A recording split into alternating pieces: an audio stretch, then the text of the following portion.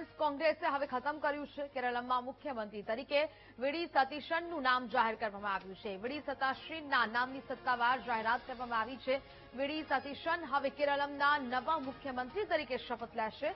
ચૂંટણી પરિણામના 10 દિવસ પછી કેરળના મુખ્યમંત્રીનું નામ જાહેર કરવામાં આવ્યું. તમામ ધારાસભ્યો સાથે બેઠકમાં ચર્ચા પછી આ નામ જાહેર કરવામાં આવ્યું છે. વીડી સતીશનના નેતૃત્વમાં યુડીએફ ગઠબંધને 102 બેઠક જીતી છે અને હવે 10 દિવસ પછી આ અટકળોનો અંત આવ્યો છે અને હવે આખરે કોંગ્રેસે સતીશનના નામ પર હવે મુખ્યમંત્રી તરીકેની વહોર મારી છે.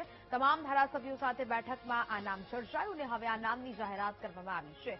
વીડી સતીશનના નેતૃત્વમાં યુડીએફ ગઠબંધને 102 જેટલી બેઠકો જીતી છે. વીડી સતાશનની રાજકીય કારકિર્દી વિશેની વાત કરીએ તો તેઓ કોંગ્રેસ નેતા છે. 2021થી 2026 સુધી વિધાનસભામાં વિપક્ષના નેતા રહ્યા છે. યુડીએફ એટલે કે યુનાઇટેડ ડેમોક્રેટિક ફોરમના તેઓ ચેરમેન પણ રહ્યા છે. કેરળમાં કોંગ્રેસને પુનર્જીવિત કરવામાં તેમણે ખૂબ મોટી મહત્વપૂર્ણ ભૂમિકા ભજવી છે.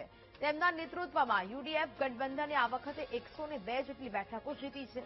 કેરળમની પરાવૂર બેઠક પર પણ તેઓએ જીત હાંસલ કરી છે.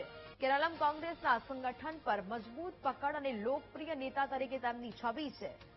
તેઓ કેરળમના કદાવર કોંગ્રેસ નેતા તરીકે ઉભરી આવ્યા છે અને હવે મુખ્યમંત્રી તરીકેનો ચહેરો પણ તેઓ હવે જોવા મળશે. મુખ્યમંત્રી તરીકેના શપથ તેઓ લેશે. 10 દિવસ પછી આખરે તમામ ધારાસભ્યો સાથે બેઠક અને ચર્ચા બાદ હવે આ નામની જાહેરાત કરવામાં આવી છે. કોંગ્રેસે સતીશનના નામ પર હવે આખરી મહોર લગાવી છે. તેમના નેતૃત્વમાં યુડીએફ ગઠબંધને આ વખતે 102 બેઠક પર જીત હાંસલ કરી છે.